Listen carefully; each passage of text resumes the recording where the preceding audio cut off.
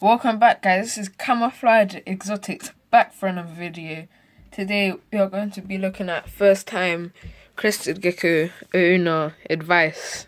The title will probably be shorter, but so when you first get a Crested Gecko, you would want to leave her in a enclosure for 5 to 7 days, and the only time you should really open her enclosure is when you're either misting or when you're feeding. Now, for the first week, I doubt that you'll need to clean it. Even if she does a poo, he or she, just pick it up with a plastic glove or something. Put on a plastic glove and just take it out. You don't want to bother them too much other than giving them their hydration. Don't use cold water either. I use boiled kettle water. Let it sit there for about 5 minutes. It cools down a bit, but it's still warm. That's what I spray on her. So it's not boiling hot and it's not freezing cold. It's a little bit warmer than room temperature. You have to, and if your room is quite cold and it dips below 70 degrees Fahrenheit, like mine, you would want a heat mat, not inside but outside the cage, and not under, but on the side, because it does get quite cold in my room. It's nice room temperature in her enclosure right now because of the heat mat. She's getting a new heat mat because this one, don't know why, but it's a bit dodgy. So her new heat mat is coming on Wednesday or Thursday. I got it for £8 off Amazon. Yeah.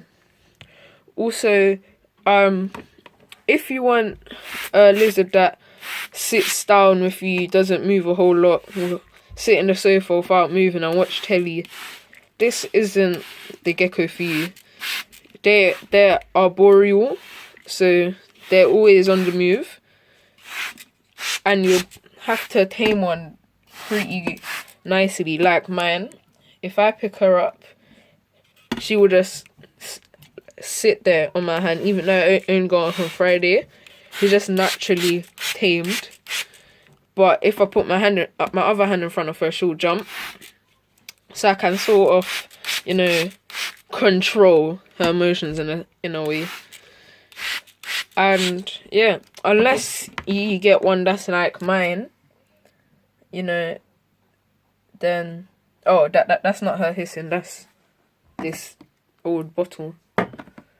If you want a gecko like mine, then you would have to go to a really good pet shop. I got her from Crystal Palace Pets, and she came from a really, really good custom enclosure. It had 2.0 UVB on the top, which you don't really need, but it's good to have. And it was already quite warm in the shop, so they had no sort of heat mat. And it was all custom made, like the back was made in some sort of eco-earth.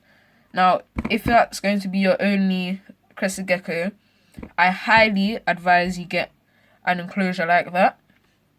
But if you're going to do something like me, like this isn't going to be my only Crested Gecko, I'm going to get 1 or 2 more because I'm going to breed them. If this was going to be my only Crested Gecko, she would not be in a tub right now with thread plants, and this wouldn't be her food bowl holder. That wouldn't even be her food bowl. She wouldn't be eating rapashi, she'll be eating Pangea, which is slightly cheaper and a bit better than rapashi. And so yeah, unless you're trying to get into breeding them, you should really have a nice enclosure. Now, usually, even though I got her on Friday, I'm picking her up only for camera purposes. You see, she is really calm on my finger. She just sits there, he or she, nice and calm. Now, this is the first time I've held her since Saturday, and I got her on Friday.